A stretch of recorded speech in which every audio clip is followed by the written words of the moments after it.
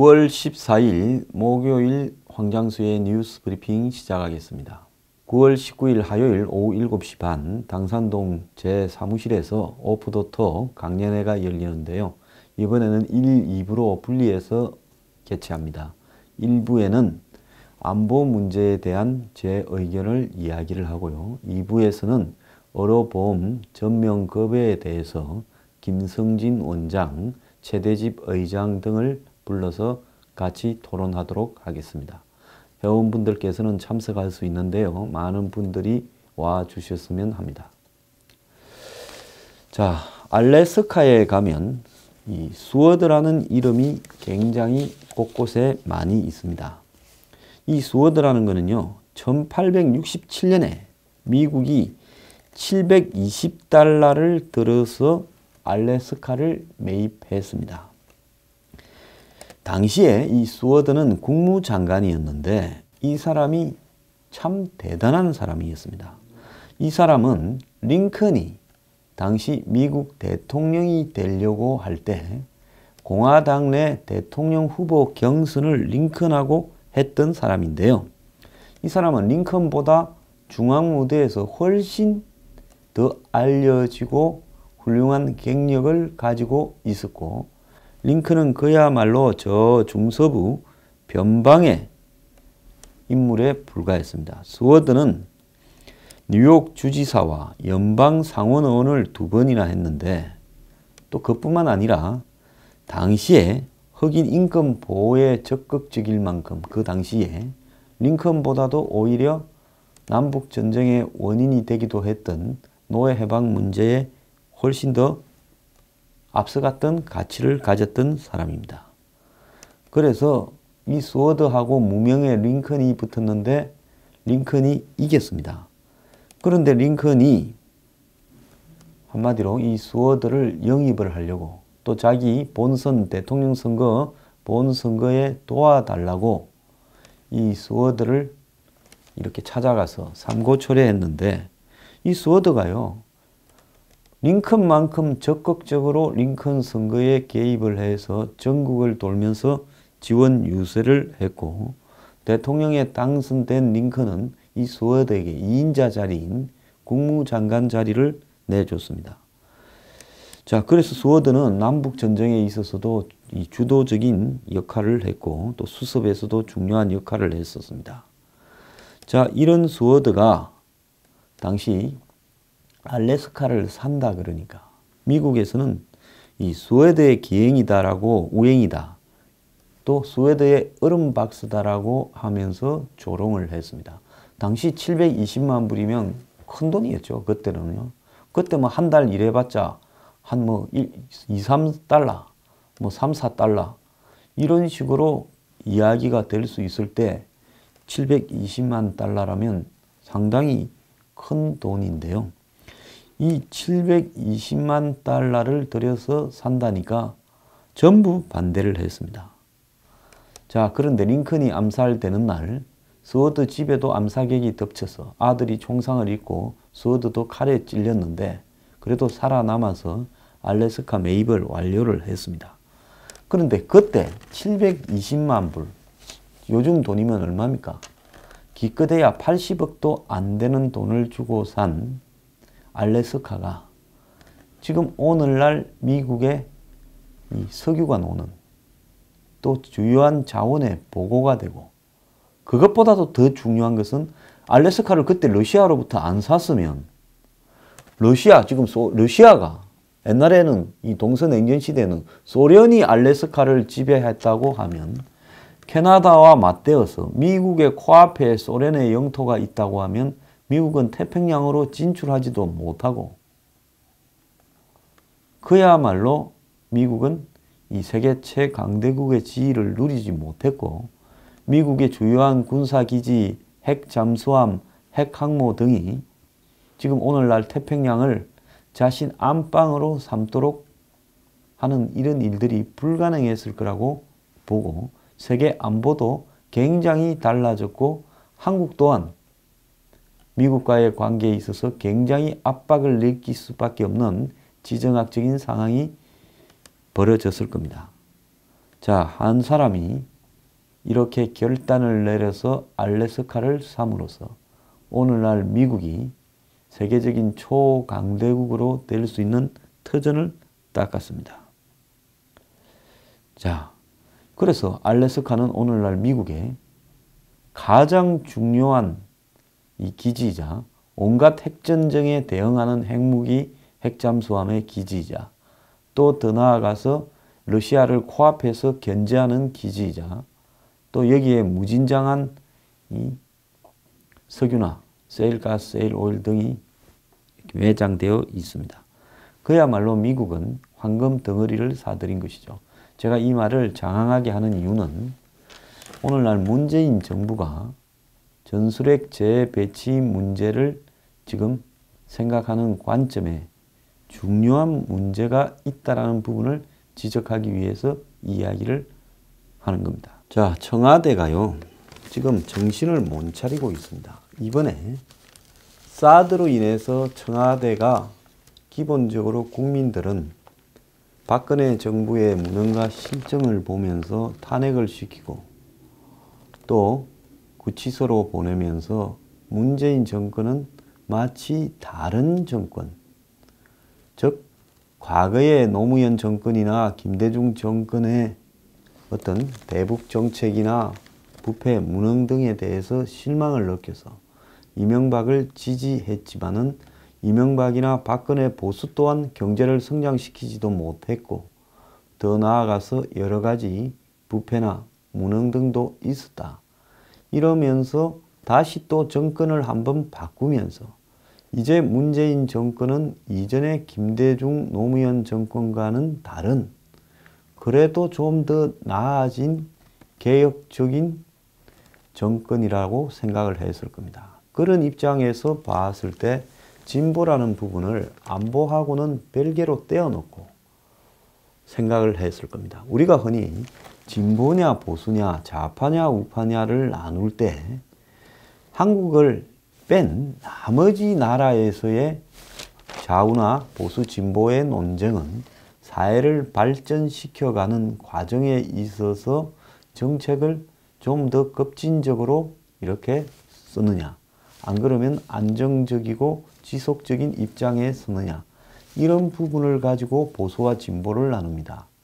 그래서 우리 한국에 있는 많은 국민들도 한마디로 이 인식의 혼선을 겪게 되죠.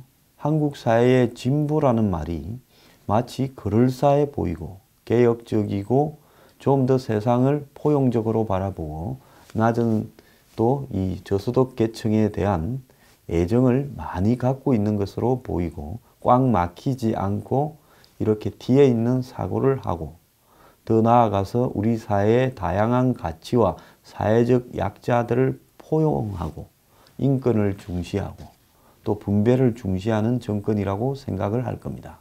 이에 반해서 한국의 보수에 대한 많은 사람들, 특히 젊은 사람들의 인식은 툭 하면 종북 척결 안보만 내세우고 안보 위기를 과장하고 그리고 고루하고 그리고 기득권이나 가진 자의 편만 들고 그러면서 한편으로는 근엄한 척하면서 부패하고 위선적이고 가식에 사로잡혀 있고 그리고 웰빙들이고 더 나아가서 약자와 서민 이런 사람들에 대한 이 시각을 가지고 있지 못한 자들이다. 이렇게 인식을 이렇게 많이 하고 있었습니다. 지난 대선 직전에 가졌던 국민들의 인식은 대부분 그랬죠. 한마디로 보수라는 부분이 사기로 입증이 되었다는 겁니다. 그래서 보수의 가치인 안보조차도 너네들은 이 안보 위기를 과장해서 너네들 집권에 이용하는데 지금 우리가 수십 년 그 이야기를 들었다. 이제는 그 말을 인정하지 못한다. 한국의 좌파 세력이라고 진보 세력이라고 더 나아가서 이 한국의 개혁 세력이라고 하는 사람들이 안보를 소홀히 하겠느냐. 자, 과거에 그들이 집권하기 전에는 안보 문제에 대해서 과감한 이야기를 했지만은 대선 기간이 다가오고 이러니까 사드나 모든 문제에 대해서 입장을 바꾸면서 현실적이 되어가지 않느냐. 그래서 그들이 된다 하더라도 한국의 안보 위기는 이렇게 눈앞에 다가오지 않을 것이다. 그것은 너네들이 과장되게 이야기하는 부분이다. 그 사람이 되면, 또 대통령이 되면 안보에 대한 시각이 지금 바뀌어서 안정적으로 운영해 갈 것이다. 그러니까 보수 너네들 말은 콩으로 매주 쓴다 해도 못 믿으니 이번에는 해먹으려고 생각을 하지 마라. 이것이 지난 대선 때 국민들의 입장이었다고 봅니다. 그래서 문재인의 이 진보, 이런 부분이 마음에 들지 않았던 사람들은 차라리 안철수를 22%를 주지 홍준표는 못 찍겠다. 그리고 유승민도 그 밥의 그나물이다. 그래서 보수가 합쳐서 30%밖에 되지 못했고 안철수가 22%를 받고 40%를 겨우 넘긴 문재인 대통령이 당선이 되었던 겁니다. 전체 국민들 중에는 10명 중에 고작 3명만 문재인 대통령을 찍었을 뿐입니다. 자, 그런데 당선된 이 정권은 소통쇼를 통해서 국민을 홀리면서 시작부터 사드를 가지고 지고 흔들었습니다. 그 결과 미국과 한국 간에 엄청난 균열이 벌어졌고, 더 나아가서 한미 연합 군사훈련, 올해 7,500명이 줄어들고 미국의 전폭기는 오지도 않았습니다. 더 나아가서 이 미국의 전략적 자산 배치, 이런 문제까지도 제기를 했고, 더 나아가서 북한 문제는 우리한테 맡겨라. 우리가 북한에 퍼주고 대화를 하겠다면서 개성공단, 금강산, 남북러 가스관, 나진하산 공단 등을 카드를 쥐고 밀어붙였습니다. 이들은 시간을 조금만 벌고 중국이 자기들을 도와주면 이 북핵 문제에 대해서 대화로 끌어내어서 적당한 선에서 마무리 짓는 일이 가능할 거라고 생각을 했을 건데요. 이들이 생각하는 적당한 선이 머릿속이 과연 뭐였는가 하는 겁니다. 제가 생각할 때 이들은요, 정말로 이들 또한 북한이 비핵화를 할 거라고 생각을 하고 대화를 이야기했다면 저는 이 사람들은 지적인 능력이 정신박약아에 가까운 사람들이기 때문에 그런 지적인 능력을 가진 사람이 국가를 담당하고 있다면 거리에서 혁명을 해서라도 쫓아내야 되는 사람들이라고 봅니다. 그러면 정말로는 무슨 생각을 했을까요? 적당히 북한을 대화로 끌어내서 핵을 동결하고 ICBM을 폐기하는 수준에서 북한의 입장을 봐주면서 제가 볼 때는 평화협정을 맺고 그 속에서 결국은 이 북미 수교나 주한미군 철수, 한미동맹 해체 등을 추구했을 거라고 보고 있습니다. 그것은 이 정권이 지금도 포기하지 않고 이야기하는 약간의 유예를 하고 있을 뿐이지, 정권 출발 이후 몇 달 동안에 얼마나 많은 전시작전권 이 횟수를 이야기했습니까? 더 나아가서요, 이 미국과의 이 동맹 관계를 재조정을 해야 된다라는 뉘앙스로도 수도 없이 이야기를 했고요. 이 기본적으로 보인 색채가 반미 반일을 지향을 했습니다. 끊임없이요, 입으로 미국을 흔들어 제끼고 이렇게 뒤에서 비난하고, 더 나아가서 이 미국을 만나고 나면 해석을 다른 소리를 하고, 전화통화를 해도 해석을 다른 소리를 하고, 이러면서 한마디로 사고를 치고 또 뒤로는 사람 보내서 수습하고 또 전화해서 수습하고, 한마디로 사드나 북핵에 대응하는 입장이 그야말로 가관이었습니다. 그걸 바라보면서 왜 저럴까라고 우리가 생각을 해봐야 되는데, 왜 저럴까?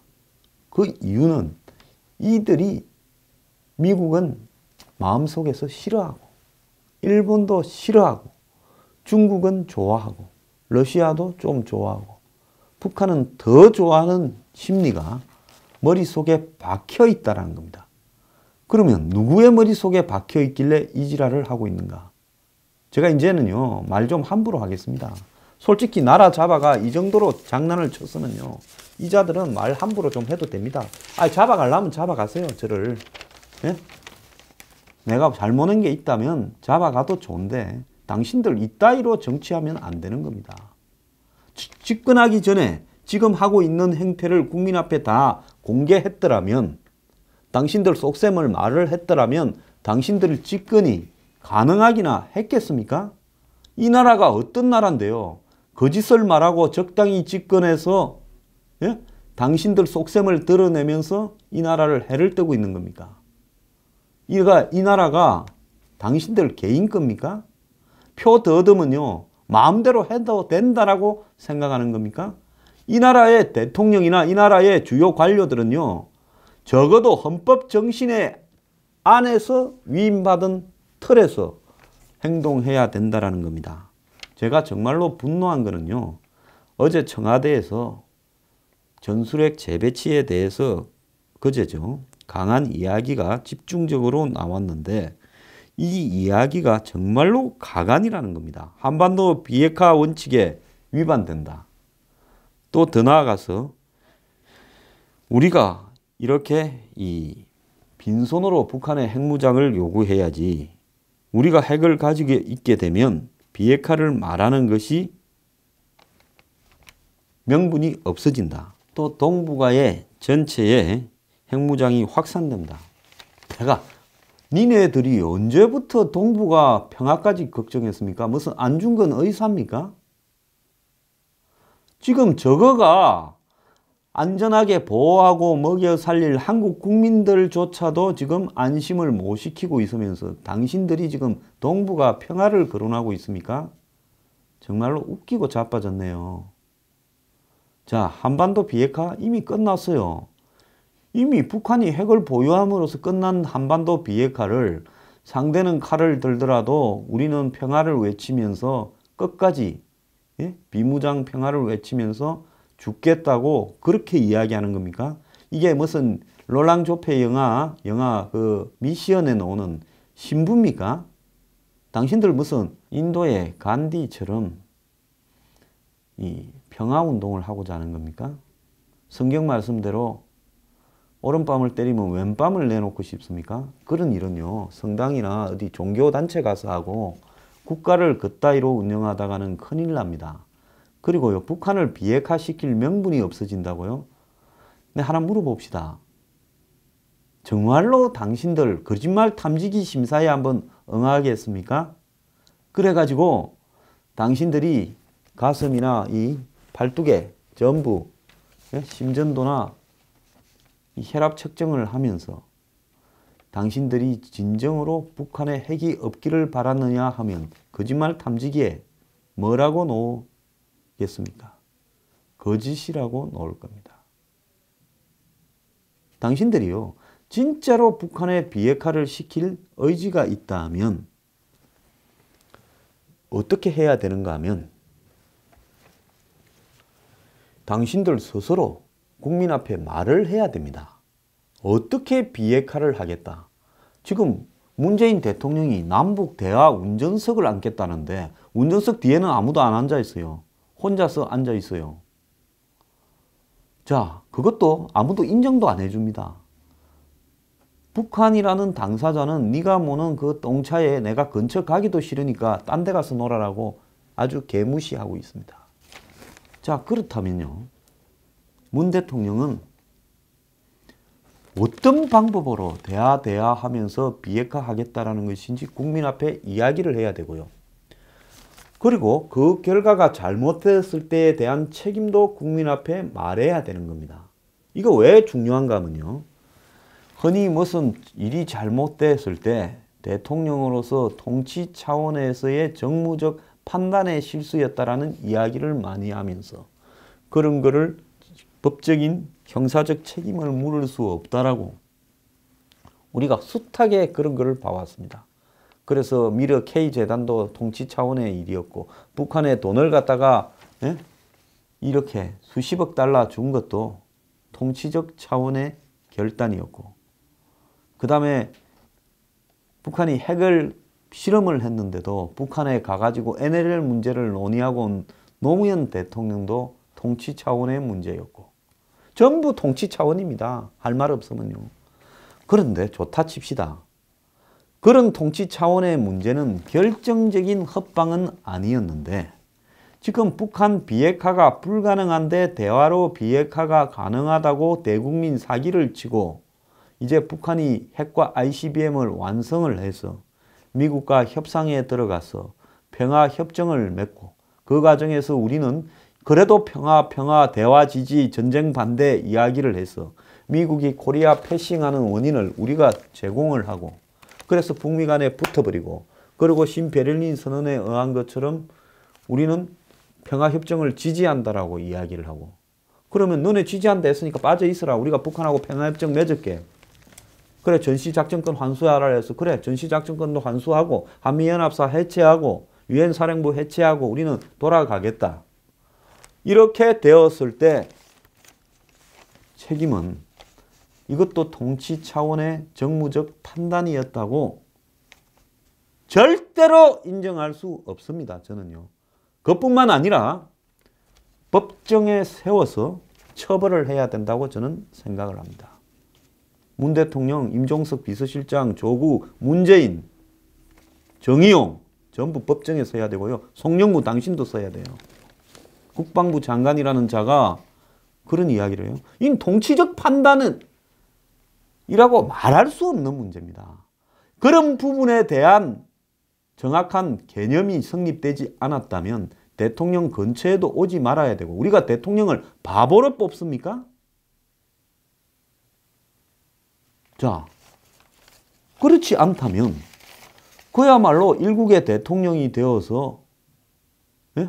내가 집권을 할 때 북한에 유리한 방향으로 협상을 해주겠다라고 그런 생각을 애초부터 갖고 대통령 자리에 접근했다.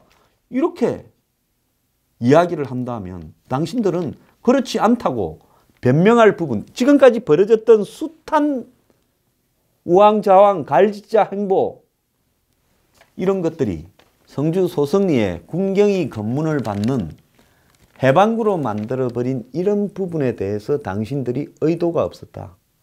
정말로 지금까지도 비핵화를 할 수 있다고 앵무새처럼 외치는데 의도가 없었다라는 당신들 말이 설득이 있다고 보십니까? 당신들은 역사적 법정뿐만 아니라 일이 잘못되었을 때는 현실적 법정에도 써야 됩니다. 그러지 않으려면 어떻게 해야 되는가? 국민 앞에 어떻게 비핵화를 하겠다고 할 수 있는지 지금 국민 앞에 말하세요. 그러지 않고 이런 식으로 뭉개면서 가다가 북미 평화협정이 되고 미군 철수가 될 때는 그때는 국민들이 이 나라를 그냥 두면 안 됩니다. 다 들고 일어났어요. 전부 잡아와서 법정에 세워야 됩니다.